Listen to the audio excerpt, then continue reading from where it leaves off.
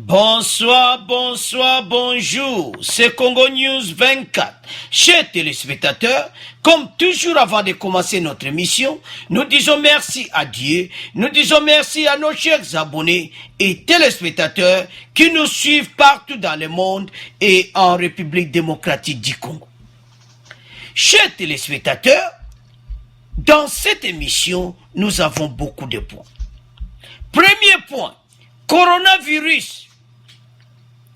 Fachi et la task force basangani bandeko en réunion et puis ba décision toujours bazo continuer pour l'intérêt du peuple. Bandeko, intérêt du peuple donc bazawana bazo sangana Fachi na ministre santé Dr Eteni Longondo pe na Dr Jean-Jacques Muyembe et puis task force Mubimba toko yok interview et puis Kasongo Salaki pe na réunion wana. Alors, tu vas développer en émission. Deuxième point, chers téléspectateurs, on va parler. Nous avons des stocks pour au moins 4 mois. Et les bateaux continuent à venir. Fachi a lobby tozana stock il y a 4 mois. Il y a un autre Kangi Kinshasa, naba province. Peuple, boss bandako sepela. Pour Fachi, à l'obété stock il y a 4 mois. Et puis, Fonds national de solidarité, avec un prélèvement de 25% des émoulements du personnel politique. Bandeko, gouvernement boyeboko zwabango wapi. Ba ministre balobi 25% émoulement na bango, bako pesango na kesa solidarité. Oyo kwe de période nyonso pour économie na biso ekweyati. Ba ministre ba luba pesa 25%. Toko développer en émission na biso donc Fatia le bobangate 4 mois masolo kitoko. Et troisième point, on va parler il y a FARDC Anituri. Toujours bazo continuer malgré makambo ya coronavirus. FARDC bazo sala musala kitoko togolanda extra vidéo donc ba petit ba mai biloko alors ba kangi ba jupe minduki musalo togo développer en émission la biso.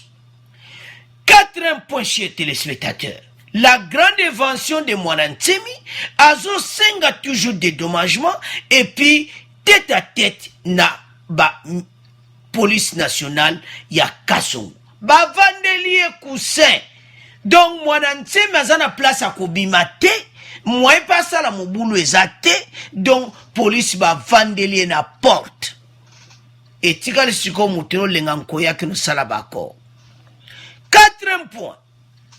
Oyo e yindi simboka na biso, Kabila et Numbi cité dans affaire Gédéon Kungu. Boyebi ke batu bayeba kaka Numbi. Kabila azana katia masolo. Toko développer en émission na biso.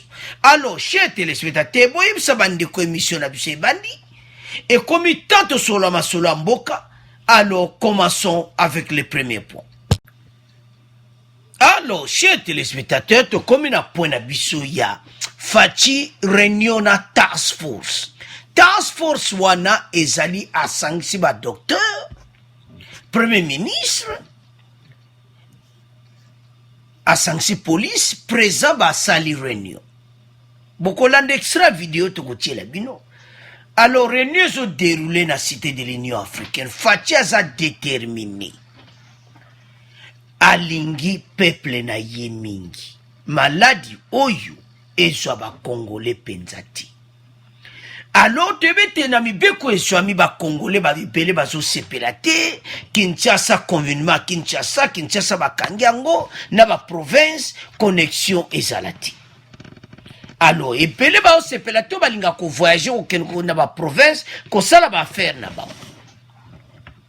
Alors tozoya na deuxième point to expliquer pourquoi Fatia Saliango a prévenir ma campagne bien. Na point Zolanda to expliquer. Maladi oyo eza koboma bandeko. Obibi na tongo sukola maboko et puis tango zo tambola zala distance na muto aza pembe na yo. Ozo beta masolo zala distance. Tu bete baka bandeko ezaka komata tozalaki na 80 et quelque tokomi tia na ba 100. Alors ntango ezokoma na 100 ka kala te komata ekoma ba combien? Alors pourquoi ezomata? Parce que toujours se contrôler te biso moko tokoyoka message oyo bakopesa biso biso moko tozala mutu tozala biso moko en tête tozwa responsabilité nde gouvernement azokoloba oza koloba zala na distance na moninga sukola maboko na yo tosa mibeko bakonzi balobi okomona ke kozala simple EDC akolonga maladi oyo bandeko na bapays européens eza koboma de jour au jour. En Europe so bayebisi bino nombre bato bakufi na mokolo bato bazokufa à peu près 700 800 900 1000 na mokolo bazokokufa na bapays européens. Do maladi na Europe eza koboma bandeko na biso bakongole mosusu mpe na Europe baza na bamaladi baza na bahôpital.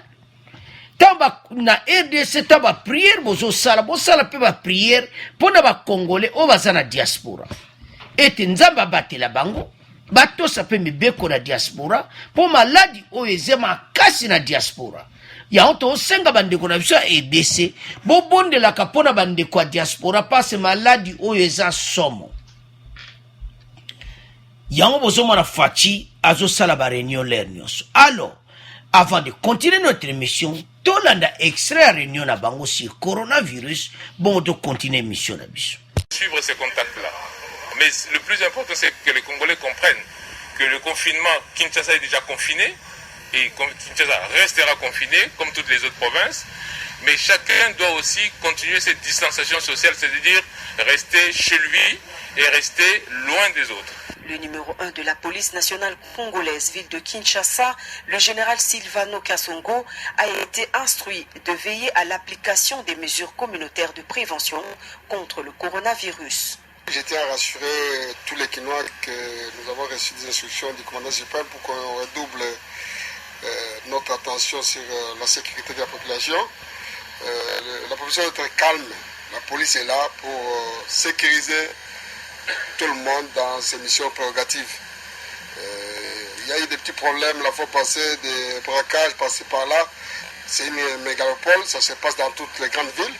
Mais la police est là et nous sommes sur leurs traces. Ces bandits seront mis en déroute d'ici là. Je crois que la maladie, elle est là, elle est réelle. Il y a les mesures que nous devons observer, l'arrêté du gouverneur que nous devons appliquer. En ce qui concerne la distanciation, en ce qui concerne le nombre de personnes à transporter dans les véhicules, la police sera sur terrain pour contraindre toute personne qui ira en dehors de ces instructions, en dehors de l'arrêté. Il y a des amendes qu'il faudrait payer et à part les amendes, il y aura des arrestations. La réunion va se poursuivre en commission restreinte autour du vice-premier ministre, ministre de l'Intérieur et Sécurité ce dimanche. Les conclusions seront présentées au chef de l'État, Philippe.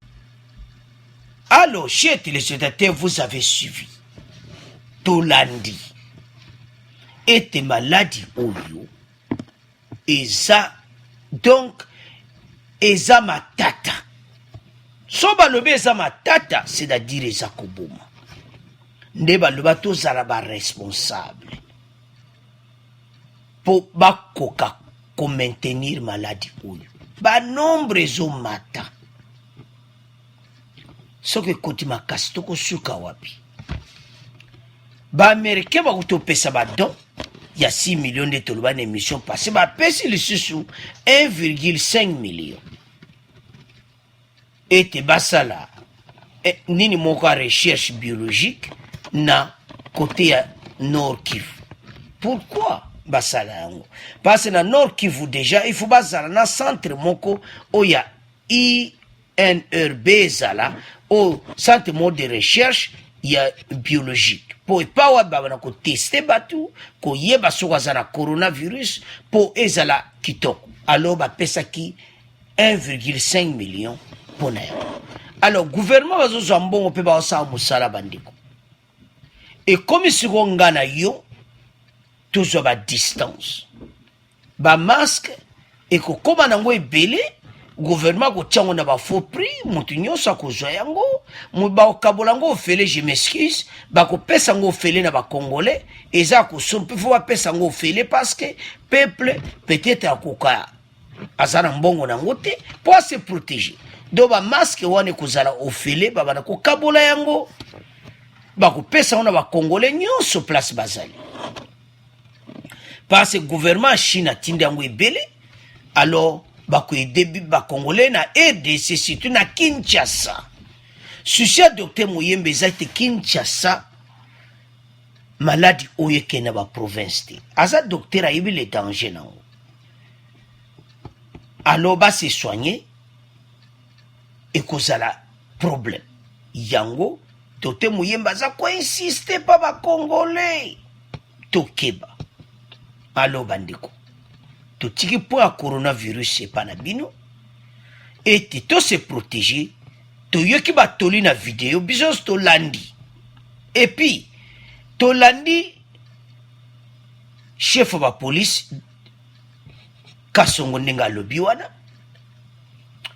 message wana ndenge apesi tokoya na point ni mwana nsemi il faut ayoka parce que so ayoki te kosukele pena na prison.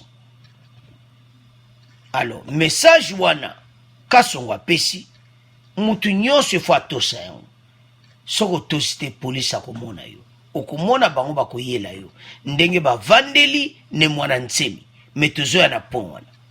Alors tokomi na deuxième point na biso bande.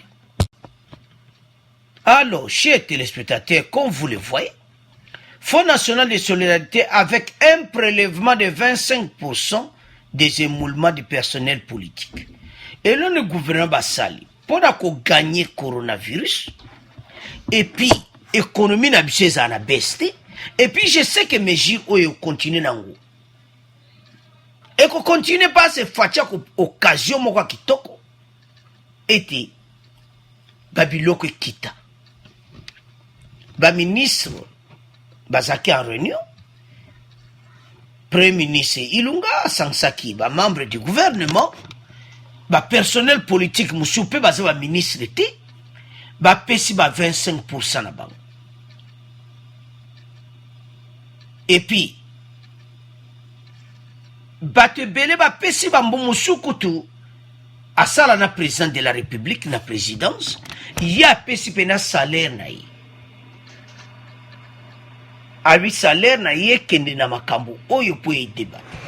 Donc problème nini balo ba sala gouvernement était Fonds national de solidarité.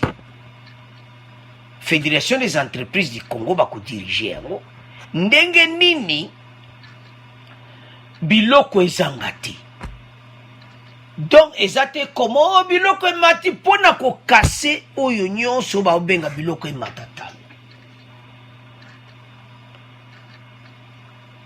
Congolais et comme à te que biloko commissaire o bakangi biso moeto bouger te Kinshasa eza confinement à Kinshasa ba yepe na provision première provision eza été fond et pesami babiloko ekozala wana et puis fachi message nazo pese pa ba Congolais nde bozomona vandi na esengo na kiti Fachi dans la joie. Nous avons des stocks pour au moins 4 mois. Et les bateaux continuent à venir. Bande Korangai, tout ces pays-là. Tout ces pays-là, tout ça présent, où il y a un souci à peuple. Tout tikabi yoka yoka. Tant que y a une mission, où ils étaient Congolais comprendre. Tout ça présent, yoka pour ça na biso. Azo yoka mawaba Congolais. Soki gouvernement ezalaki a coalition te na moment oyo. Déjà tosi to sentir ango. Mais facha zo sala nyonso malgré ba cal, malgré ba embouteillage, malgré oyo côté nyonso a FCC ba osa ba désordre na bango. Facha zo ko s'en sortir. Tala siko bino moko. na lera Kabila makambo esalamaki soki ba ministre oyo ebele baza ya FCC ba membre politique bandimi makambo oyo pona ni batali Faci babi président oyo azana posa mboka naza muta FCC tala ayebisi moningane meyesi tala mon cher soutenons Faci. Nous sommes du FCC tous abana mboka tous supporter Félix Tshisekedi kuna na FCC tokenaki comme toujours ma poste et comme état to soutenir mwana mboka ba ministre wana baza ba congolais batali à gauche batali à droite oh bato baza batu mabe tozo na point Gédéon tozo na point na po mona ke ba ministre pe ba comprendre la Kabili alingi mboko te allez Faci 25% des émoulements tout le monde personnel politique tala ndenge baza sima Faci ezate baje oyo nketini ngobila linga ya nangu bajango ezanini atia peuple na mobulu peuple akoma kotomboka contre Faci azwini ni échec makambo ezolakisa ke Faci aza oyo nzambe batindelaki biso nzambe atindelaki biso yi ndeko Kongolo zolanda émission za na RDC kolanda ba faux discours te omonaka na ba réseaux sociaux batu bazangi masolo bazo créer masolo pona ko distraire peuple Faci aza wana pona biso balobi vérité eyaka malembe lokuta ezaka mbangu mais vérité eyaka malembe vérité kuduma bientôt kaka bango bazolobaki o mboka ekufi biloko talo boyena masolo yango wana yebisa eloba totalaki émission ekomi mpe ke jeudi 2 avril lelo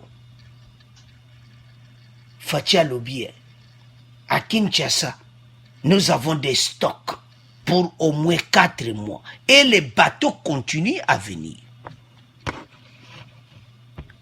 Si vous comprenez, si vous bateau Europe ti RDC ça là combien? Et ça là bas 4 mois. Donc ça m'a comment Faci a préparé qui déjà avant. Et ça déjà préparé dans cadre ya social. Et comme tant bino ba Congolais, tala ba ministre, bazai ko tia ba kal. Balobi te. To mboka na biso to ko teka mboka te pona batu. Pona be infiltrer oyo. To teka mboka na biso ti. To zala sima Faci. Bande ko boyiba ministre, bango ba kotisika. Soka ndimi ko pesa 25% na ibande ko za likamali sekitaire. Boyibi Congolais. Ayaki wana za besoin lara za ministre. Mais pandi ma kopesa 25%. Ya émoulement na ye donc zomona ke c'est du plaisir. EDC échanger. Bino ba oyu bozo tikala botelema. Et comme temps oyu biso nyonso sima ya Faci.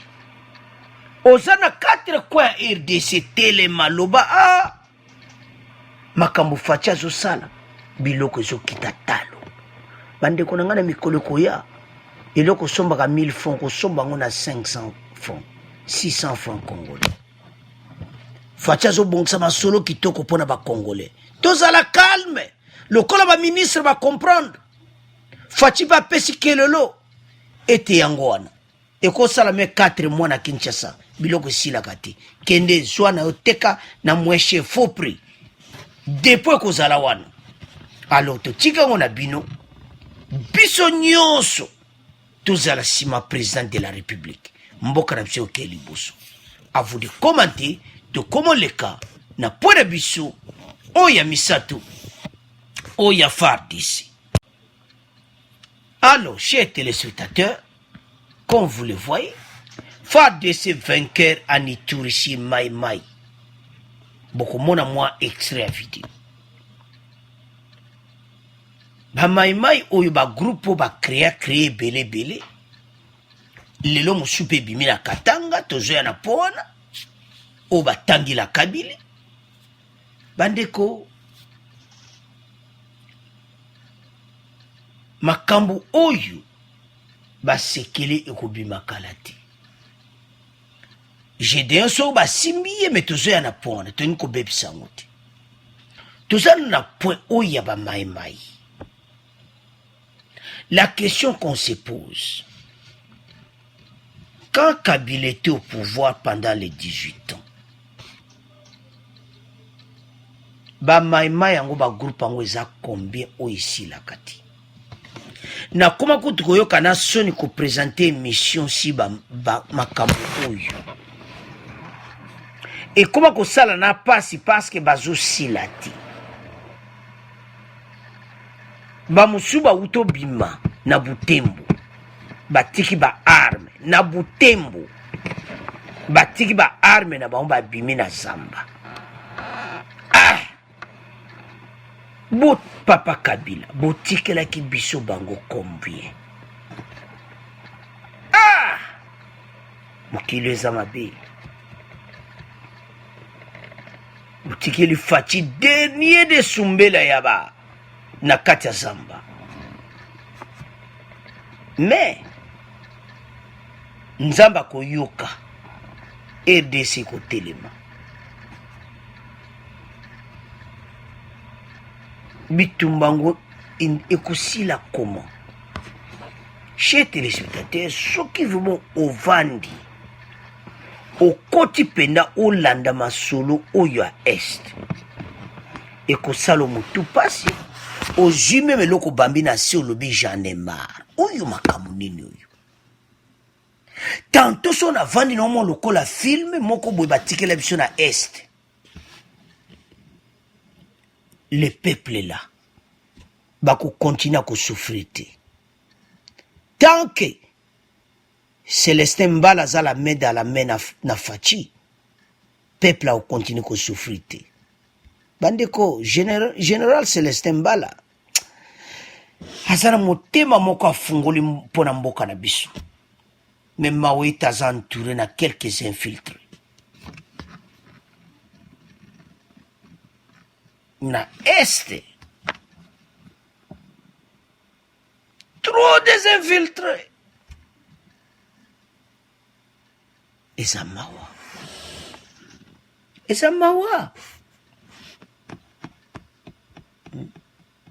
il y a trop désinfiltré à l'est de la RDC. Et c'est très dangereux parce que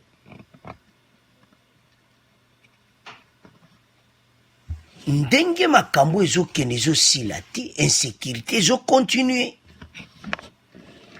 Alo bandeko eza pasi totiela bino extrait bongo tokontinue mission na biso. Ba Mai Mai Sambo na bitumba na Ituri. Bitumba byango bisalamaki na pene ba kilometre zomi na mboka Biakato na territoire ya Mambasa na Ituri. Kolanda ba société civile basakoli ete ba FRDC ba botelipe munduki moko ya AK-47. Alors, chers téléspectateurs, tolandi moi extrait wana. Ezo laksa ki baza ko travailler na motema vraiment ya kufungwa. Wana na Ituri. So siko ye na Beni, Butembo, do ADF kuna. Ezo sa na pas ko présenter mission. Bande ko wana bazana besoin ya paix. Bande ko wana bazana besoin ya kimia. Pour moi que gouvernement l'équipe bazayi motema mabe eza clair kaka point moto nto laksa ba Congolais. Ebola batikeli bango Ebola, entre temps bato bazokufa na minduki, bato bazokufa na maladi. Kapo bo exterminer bango te. C'est que tant que Fachayi, pourquoi Ebola esili? Ebola esili, et c'est boyo kasu bato bazokufa na Ebola kuna. Coronavirus oyo. Et ce qui na Kinshasa, mais le bogoyo kabakumo memango kuna le, batamusia kuna na est.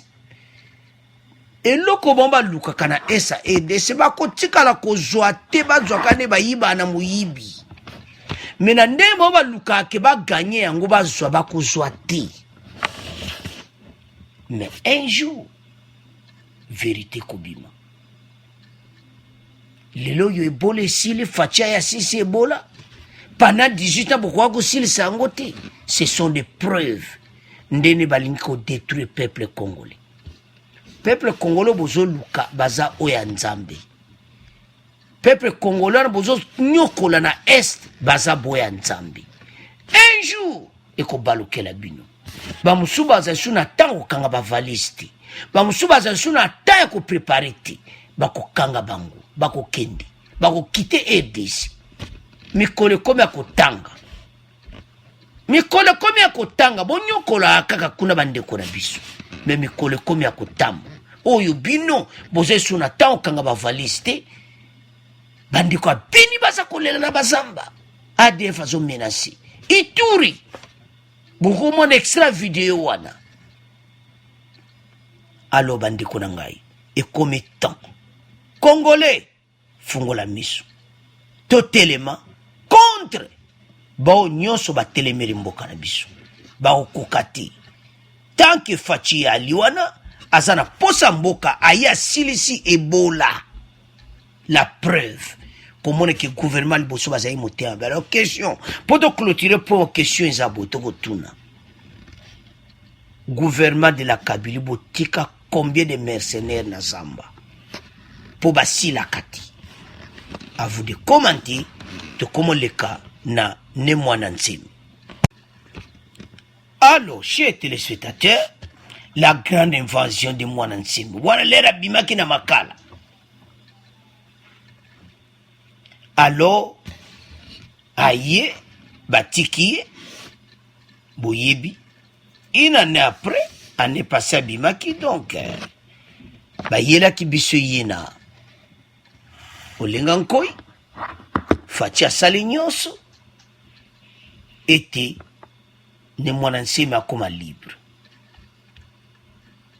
Maintenant, aza libre, azelina une année après, abandi ba œuvre na ye, ba scénario, mais azana ba point na ye. To comprendre azana ba point ya bimisi. Quand il a été évadé de prison de Makala, arrestation wana ezalaki, arrestation moki tokote. Parce que asalaki mabeti. Yango senga ba dédommager. Tolani ba message ebele ba Congolais ba pesi émission passée asenga Kabila. Mais Kabila za sur na pouvoir te. Yaza Congolais ezo senga gouvernement congolais batala kanaye. Mais eloko nini gouvernement ba sali pona désordre des ajoutés tête à tête na bata kasongo ba vandela yiwana. Do mouvement basaka bu police azana bango. Do police avandeli bango coussin. Do kasongo asali musala kitoko. Mwana nsemi so ba bouger ka bo bazawana. Do bazana eloko kusala ti. Mais il y a quelque chose dans landaki mne mwana nsemi. Asili saki na université na Kinshasa. Na ba kamera nyoso basili saidi. Donc aza muta tanga. Quand vous suivez ne mwana nsemi, vous sentez que aza atanga. Donc aza penda na mutu ezali. Donc tozo qualifié na makambo ebele. No ekibande ko mususu balobi keza mpia kamuté esali bon. mpiaka esa ni mwana nsemi po asengi la dédommagement. Bon, na ndenga mobeko asengi la parce que bakangelaki ye, il fallait pas bakanga ye parce opinion na ye apesaki pa Kabila. Kabila kwa okanga eti. Alors ne mwana nsemi soka zoloba so bolandi bandeko bo comprendre que aza pena na tête. Mais makambo sule mosoko alobi eti sumo bulu. Mais ngale moko omono landi alobi kama kitoko papa mbala moli kama comme un sous mystique.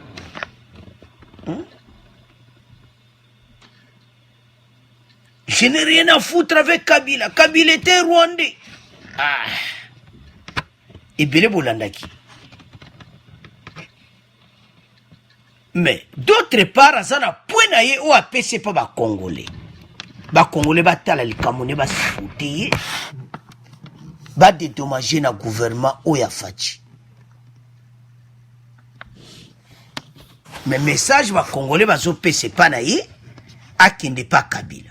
Kabila zana mbongo a dédommager Kabila mutakangisaki. Fachi kuta bimisio bon. Ya ono tolo bagake ne mwanse miler moso azolo balikambu Omona bengi Fachi oncle. Abi te yende oncle, abi c'est mon neveu. Votre neveu. Mais s'il est votre neveu, moko apesi respect, moazo manqué les sous. Mais oyo problème oyo batinyo so bazolo bezake atosa mibeko à l'état. Soko atosi mibeko à l'état makamwa mususu bakoko soula nayi. Mais ba congolais ba boba pesi la. Ba congolais ba lobi mpiaka muteye sala mais so ba pesi l'arti. Ya kangami na point na illégal. À cause ba avocat na ba avocat ne sko ba défendre que bokanga qui est illégalement. Il fallait pas bokangaï. À l'hôpital, on a na prison 2 ans. Donc, après invasion de Bomo na moto abimi a donc na Kimaka. 2 ans sala kalibanda. 2 ans wana. Puis loko na ye et baby. Babiloko na perdre, lui a perdre babiloko ebele bambongo ebele. Alors, asana batu na ifo afuta. Yango asengi bala. Alors, à vous de commenter na point oyo, tozana commentaire à mingite, ne mwana nsemi azo continuer masolo. Masolo ne zanini, dédommagement.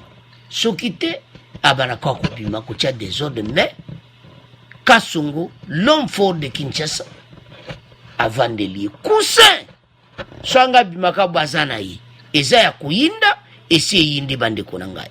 Alors, to tika mwana bino, était ne mwana nsemi tête à tête avec la police nationale de Kasson. To comme le kana point abisso, oyo et bomimboka. Alors, chers téléspectateurs, point oyo est à capital. Pourquoi to loba keza capital? Parce que oyo loba mi awa.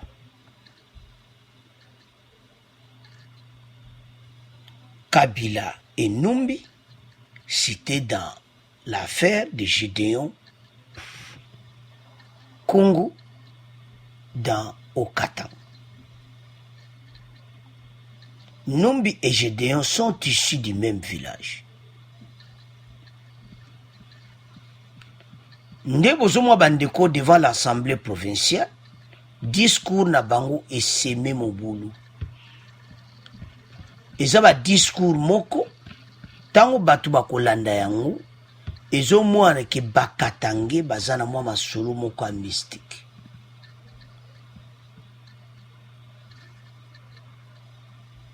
John Numbi aza parmi batu ba ebisi bango ba investi bon ba kende ko kanga Gédéon ba yana yi. Fachi aza très intelligent na wana Numbi aza na kati. Yemo kwa kena ndeko na eba yana yi. Tout le monde le sait que John Numbi et Gédéon Kungu sont issus du même village et qu'ils entretiennent de bonnes relations. L'information est confirmée à Lubumbashi par plusieurs sources qui pointent tout un cas de conscience évident pour le général Numbi. Si l'ordre était de Kabila, donc Kabila Ayebi Massoud. Donc, oyo nyonso ebetamaki wana, makambo wana nyonso bakata katanga groupe wana ezalaki ete basala rebellion moko ete bakomisa kuna na insécurité. Même Numbi akamwi ndenge aza wana, FARDC baza nsima Faci. Faci aza très intelligent, abongisa dia FARDC na ndenge moko yoso olingo oyo atya desordre ekosimba te, ekosimba te, parce que vio FARDC baza nango siko na lera Kabila bati kozwa yango te, na bakana bango nyonso baza na vi kitoko. Facia eloko asalaki wana eza vrai oyo kaka, donc abongisi basoda makambo bazo néglige bango na kati ya camp kitoko, hôpital na bango, tout ça. Donc ozoma pena que oui basoda na biso basa bien. Facia asalaki masolo siko Numbi lera bani mouvement oyo ayebika ke ekozana onka bongo, mais FARDC ke ba petit pena biloko na batajede. Alors eza mawa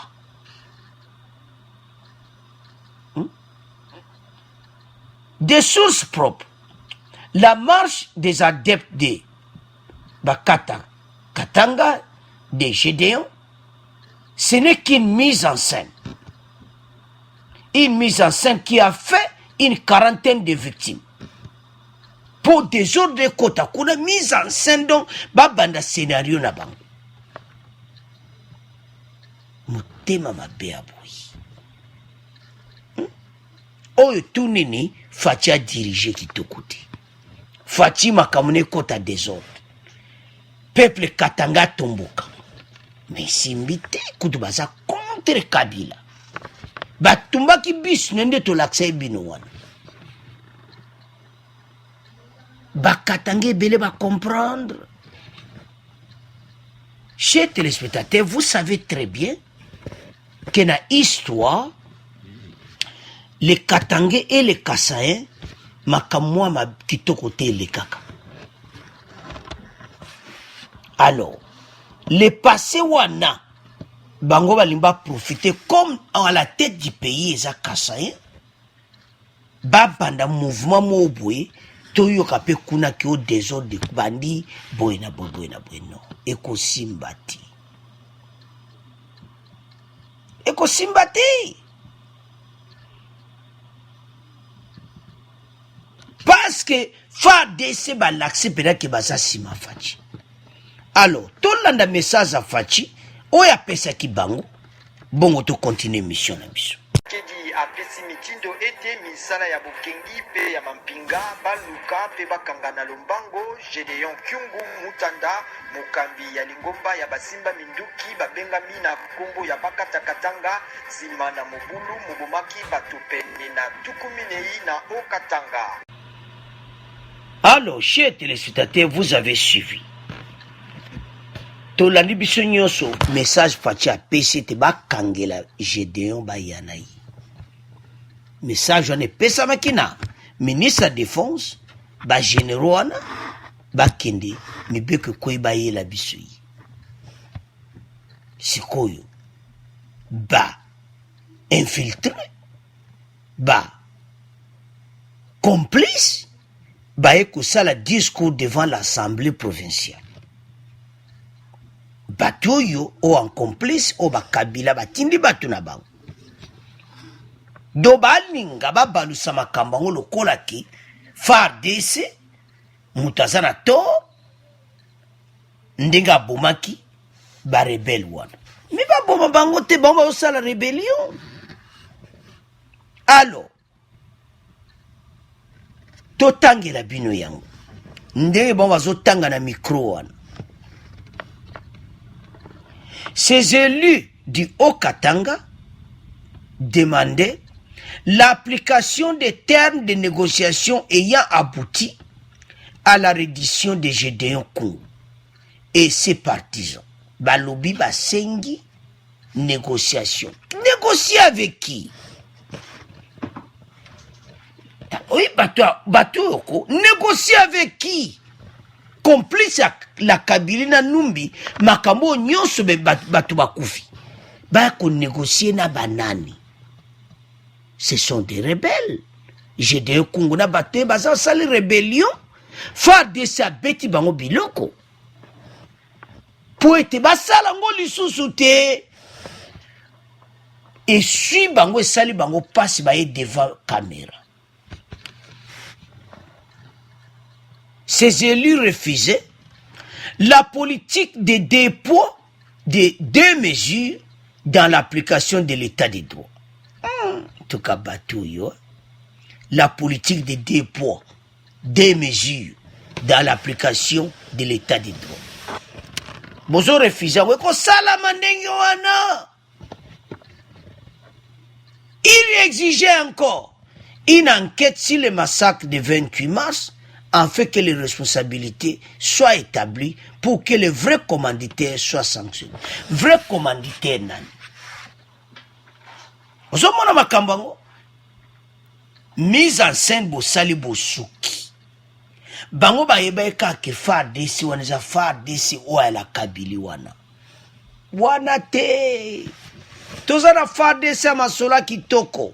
Oba kena Robank atie musapine biométrique abendi l'arna ye chaque mois FARDC chaque mois doit chaque mois. Pas de retard. Fati béton. Yo yaka siko koloba. Omoni ba complice ango. Bomoni ba complicité ango to loba na kata EDC. Des infiltrés ba telemi bango nyonso wana devant micro. Suivez, chers téléspectateurs, un discours qui se termine par ces mots.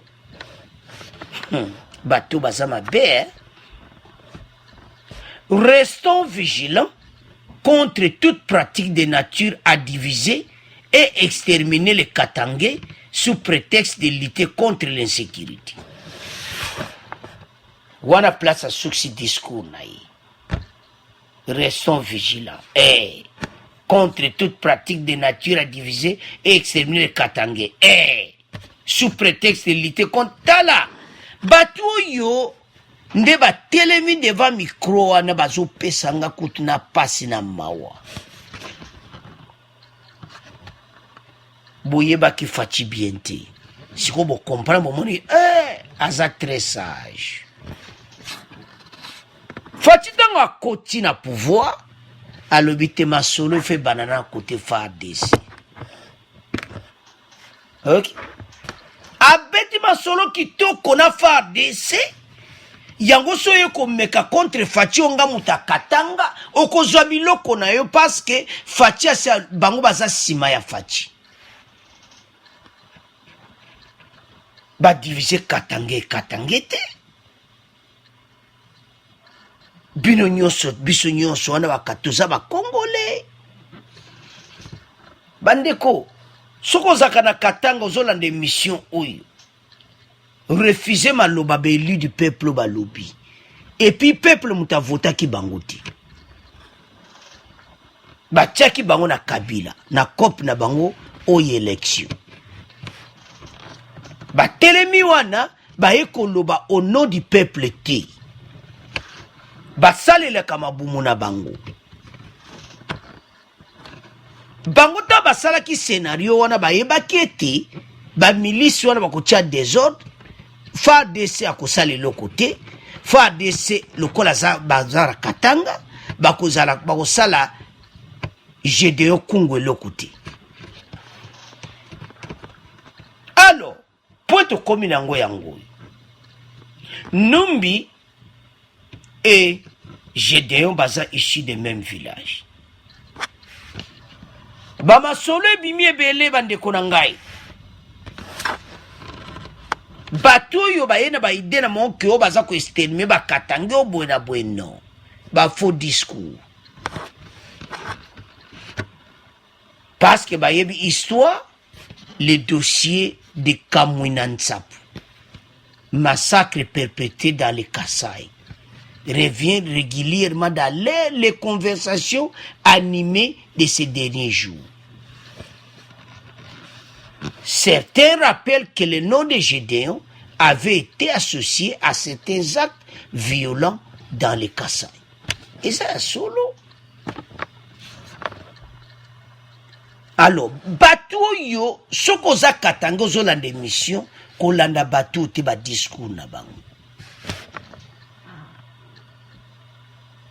Basuki sinde Gédéon Congo. Numbi nda zawana zana kesi alubi